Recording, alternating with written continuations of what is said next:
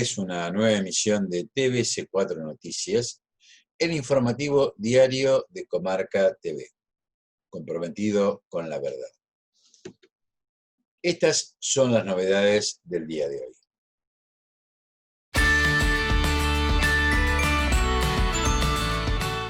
En Europa hay gobiernos que están interviniendo empresas. Reporte diario del Ministerio de Salud sobre la situación de COVID-19 en Argentina. Se analiza la creación del Instituto del Agua. Se crea registro para 4 millones de trabajadores de la economía popular. Represor acusa a Bárbara García, la víctima, para tratar de evitar su propio enjuiciamiento. Turnos para viajar en el tren Mitre. Y los porteños salieron a correr. Argentina Construye incorpora a la provincia de San Juan al plan. Los consejos del viejo profesor para un nuevo modelo de país.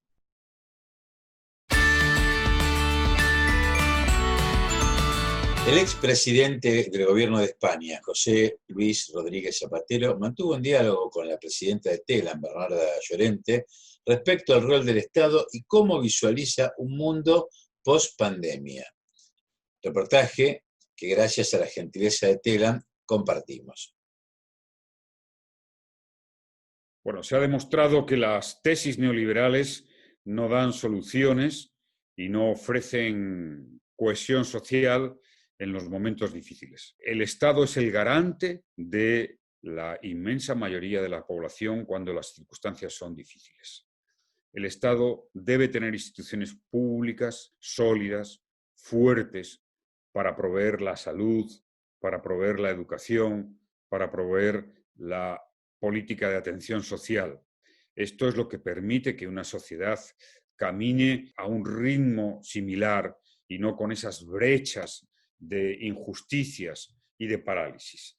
Hemos estado viendo cómo en este tiempo de paralización de la economía como consecuencia de la pandemia, la mayoría de las empresas, de los economistas, han pedido la intervención del Estado. Y estamos viendo cómo los gobiernos, por ejemplo, en Europa están ayudando a empresas, están dando financiación a empresas o están interviniendo empresas. Por tanto, siempre el ataque al Estado esconde una ideología. Por supuesto que el Estado tiene que permitir que la economía funcione, claro, es evidente, pero lo que no puede ser, lo que siempre acaba en el desastre, es ese ataque continuo a lo público. ¿Quién está haciendo esa tarea heroica para luchar contra el coronavirus y salvar vidas? Los empleados públicos, nuestros sanitarios, las policías, los que hacen atención social. Esos empleados públicos deben estar reconocidos, deben estar bien retribuidos. Y eso solo lo puede hacer un Estado fuerte, sólido, con capacidad. Y para eso es evidente que tenemos que tener un sistema fiscal justo, que es, en última instancia, la garantía. Y ojalá, pensando un poco en lo que está pasando en Europa, trasladándolo a Latinoamérica, ojalá viéramos también consolidar y fortalecer los procesos de integración regional, de unión regional. Hay dos cosas que son muy claras. En Europa hay gobiernos que están interviniendo en empresas, grandes compañías aéreas, gobiernos que no tienen un sesgo ideológico de izquierdas, como el gobierno alemán, por ejemplo, que ha intervenido en una compañía aérea fundamental, y además las propias instituciones europeas han reconocido la posibilidad de hacer estas intervenciones de carácter extraordinario. Es lo que le he oído al presidente Alberto Fernández, que en fin, que me merece toda la confianza, todo el respeto, todo el apoyo por lo que le conozco desde hace años. Y además es bueno que los argentinos sean conscientes de que Alberto Fernández, su presidente, goza de un gran respeto y credibilidad en la comunidad internacional, que se lo ha ganado en muy poco tiempo. Esto es muy importante para Argentina, más allá del color político que tenga. Fíjese que esto es cambiante, pero su figura personal goza y su gobierno goza de esa confianza, y esto es muy importante para salir de las dificultades serias que Argentina tiene, como todos somos muy conscientes. Y además, en este caso, debería de ser más clara aún, porque esta no es una crisis de origen político, ni económico, ni social. Es una crisis fruto de un shock externo, como es una pandemia que era imprevisible, que sorprendió al mundo, que nos puso en una situación inédita, con 4.000 millones de personas confinadas, las economías paralizadas, y por tanto debe haber una salida solidaria y extraordinaria. Y hay que tener una gran confianza en el sentido de la responsabilidad de los gobiernos que tienen que afrontar esta dificilísima situación. ¿Por qué digo esto? Porque es muy bueno que en los países existan consensos, exista unidad ante una crisis tan grave y tan poco política, donde, por tanto, las diferencias políticas e ideológicas deberían de estar en un segundo plano. Vale para Argentina, también vale para mi país.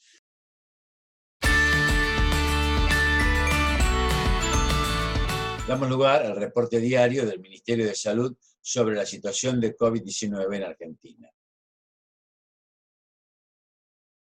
1.226 son los casos confirmados de coronavirus en las últimas 24 horas en la República Argentina. 42% con residencia en Ciudad Autónoma de Buenos Aires, un 50% con residencia en la provincia de Buenos Aires, el 3,5% en el Chaco y un 1% en Río Negro y Neuquén. 14 provincias no han confirmado casos en la fecha de ayer. Tenemos 25.987 casos confirmados de coronavirus en la República Argentina, con 13 casos en nuestras Islas Malvinas. 57,3 casos cada 100.000 habitantes es la tasa de incidencia que tenemos a nivel actual.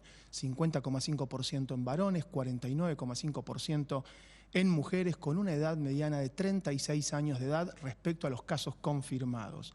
Se está trabajando en este dispositivo estratégico para testeo de coronavirus en territorio argentino, en la ciudad de Buenos Aires.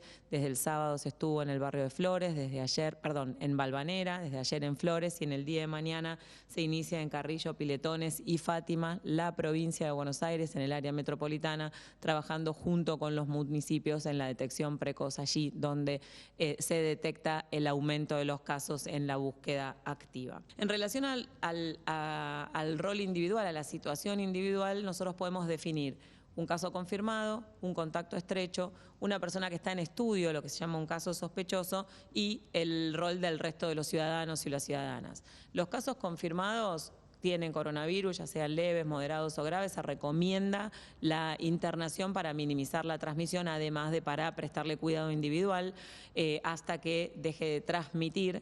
El caso sospechoso debe cumplir las mismas recomendaciones hasta que se confirme o se descarte el diagnóstico. Un rol clave que necesitamos transmitir es de las personas que son contactos estrechos de los casos confirmados, y es que es muy importante realizar ese aislamiento preventivo, ese monitoreo de los síntomas y ese contacto muy precoz si aparecen síntomas, aunque sean muy leves, para poder realizar el testeo y definir la confirmación o descartar el diagnóstico. No salir de nuestro domicilio, de donde estemos haciendo el aislamiento, porque aunque nos sintamos bien, aunque no tengamos síntomas graves o no impacten nuestro estado general, la posibilidad de transmisión está, y ese aislamiento tiene ese sentido, digamos, de minimizar la transmisión. Y el resto de los ciudadanos y las ciudadanas, cumplir las recomendaciones en función del lugar de residencia, en función de la situación epidemiológica que tengamos en cada uno de los lugares donde vivimos, y cumplir también todas las pautas de todas las actividades que estemos realizando. El ministro de Educación, Nicolás Trota, la presidenta de Aguas y Saneamientos Argentinos, AISA, Morena Galmarini, y el secretario general del Sindicato Gran Buenos Aires de Trabajadores de Obras Sanitarias, José Luis Lingeri, se reunieron en el Palacio Pisurno para coordinar una agenda de trabajo para dar continuidad a la creación del Instituto del Agua. Bueno, agradecerle hoy al ministro Nicolás Trota, que nos recibió, junto al presidente de la CONEAU, Néstor Pan, tanto a mí como al secretario general del ESBATOS, al compañero José Luis Lingeri.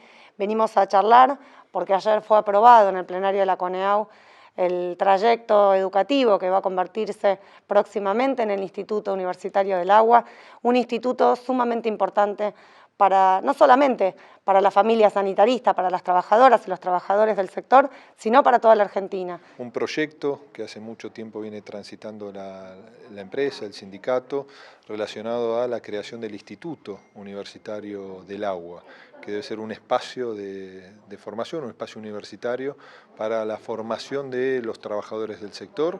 Y bueno, el compromiso de seguir trabajando juntos entre el Ministerio de Educación, la CONIAU y la empresa del sindicato para poder llevar adelante este proyecto.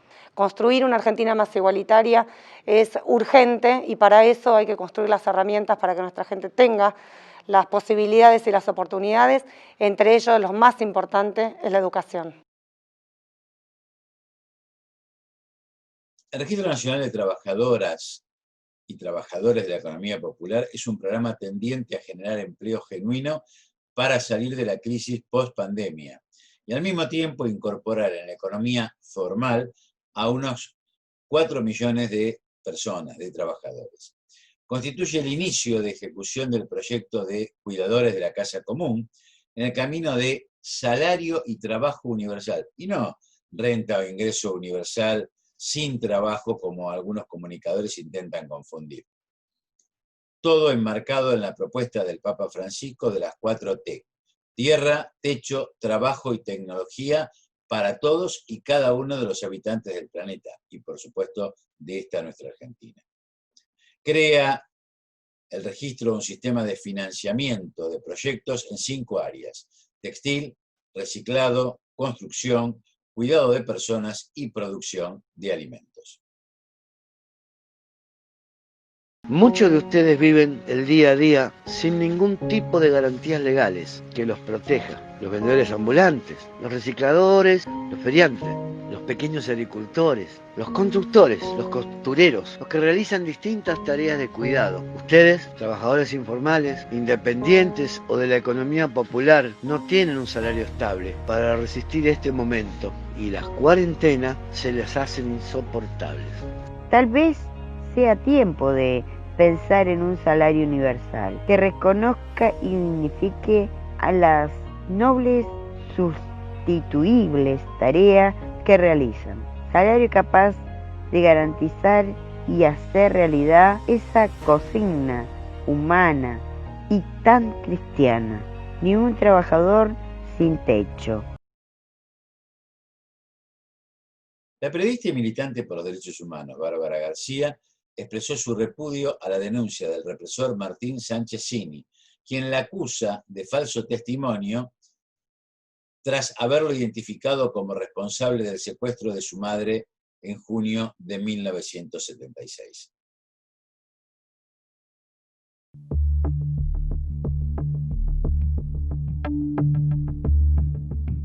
En el año creo que 2017-2018 hago un reconocimiento fotográfico, porque yo siempre dije que la persona que había estado esa noche en mi casa, si a mí me la ponían adelante, al día de hoy yo la iba a reconocer.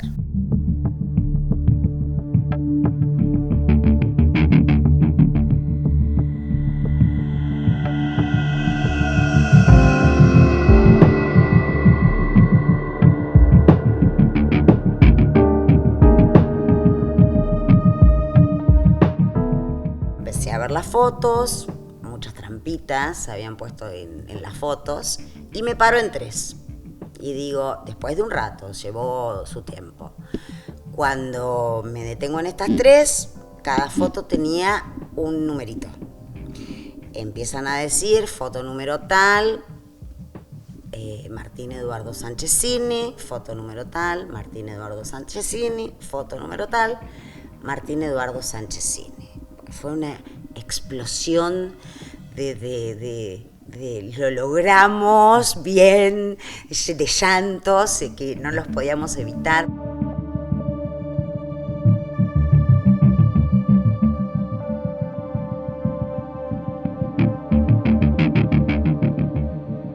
¿Qué acusa de falso testimonio? Ellos se amparan en que una persona de 9 años es imposible que pueda reconocer de esa manera a Martín Sanchezini. Entonces yo digo, pero yo lo reconocí, sí, Bárbara, pero bueno, es parte de la defensa de ellos, pueden hacerlo.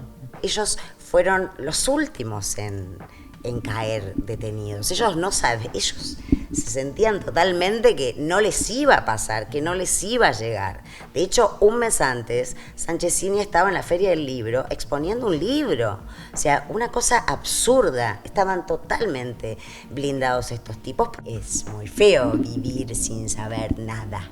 Nada. En el caso de Camilo y mío, nosotros de mi mamá no supimos nada hasta hace poco, con la aparición de un ex conscripto y que saltó todo lo que saltó, pero al día de hoy no sabemos dónde están sus restos, no sabemos cómo la mataron, no sabemos, vos convivís con siempre en tu corazón está, y si estará viva, no lo merezco. ¿Por qué? ¿Por qué? ¿Qué le hice yo si el que me complicó la vida y me la arruinó, no solamente la vida a mí, sino la vida a mi familia, a mi hermano, a mis hijos? Porque no es fácil crecer siendo hija de desaparecida. No voy a bajar los brazos y voy a seguir peleando, con miedo, sin miedo, no me importa. Si llego viva, lo veré en el juicio, y si no, sé que por mí darán las caras muchas personas.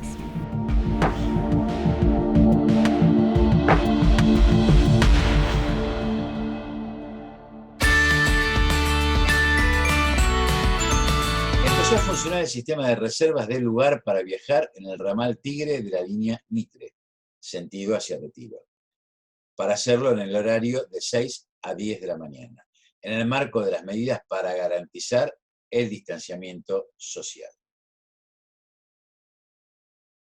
Bueno, recién llegado a Retiro, tomamos el tren 7:20 de la mañana desde Tigre. La verdad que muy contento con esta adaptabilidad por parte de los usuarios de la nueva aplicación para reservar de forma anticipada tu lugar en el tren. Aquellos que quieran viajar de lunes a viernes en hora pico entre las 6 y las 10 de la mañana en el ramal Tigre de la línea Mitre, tienen que ingresar a www.argentina.gov.ar/reservatutren o descargándose la aplicación tanto en iOS como en Android, en donde van a poder realizar esa reserva hasta 5 días antes del viaje que deseen realizar. En este estado de excepcionalidad que vivimos desde el 20 de marzo, necesitamos avanzar en generar nuevos hábitos, y estamos convencidos desde Trenes Argentinos que, teniendo la posibilidad de hacer una reserva anticipada, va a garantizar que en lo sucesivo puedas viajar en las condiciones que mereces. Esta iniciativa, que es desarrollada por parte del equipo de tecnología de Trenes Argentinos, tiene que ver con la necesidad de seguir garantizando el distanciamiento social de los usuarios. Para poder administrar esa demanda, creemos que es conveniente que vos te bajes esta nueva aplicación Reserva tu Tren, ya sea en tu celular o a través de la página web o llamando al call center, y de esta manera garantizamos cuidarte, seguir cuidándote.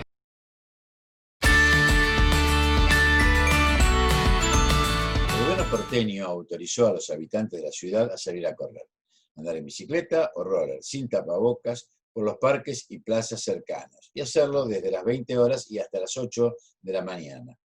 Y muchos porteños aprovecharon la medida para hacer su primera actividad aeróbica desde el inicio de la cuarentena.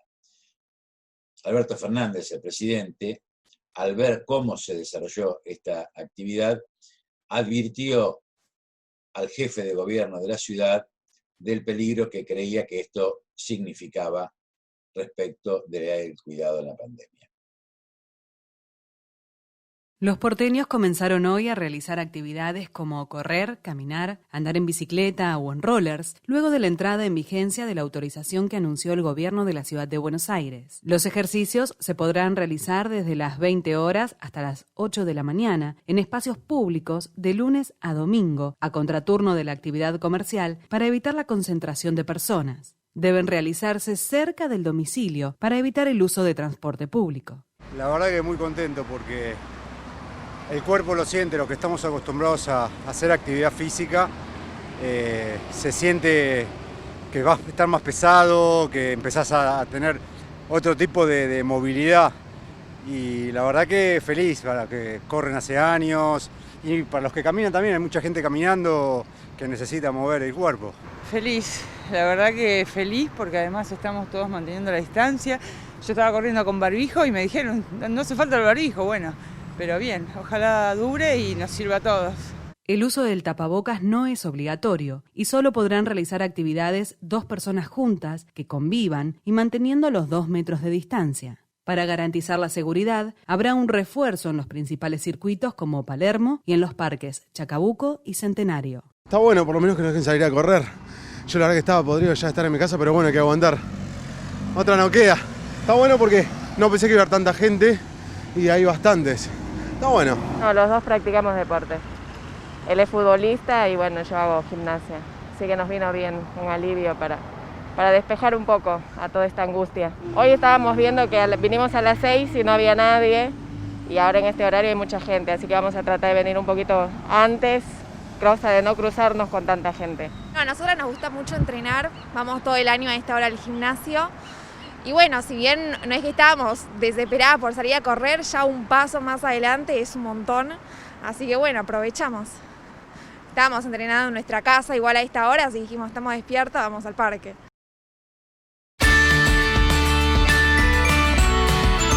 El presidente Alberto Fernández encabezó en la Casa Rosada la firma de un convenio con el gobernador de San Juan, Sergio Uñac, por el cual esa provincia adhiere al Plan Argentina Construye, cuya finalidad es la de poner en marcha obras de infraestructura sanitaria y de equipamiento y de viviendas en el contexto de la emergencia por el COVID-19.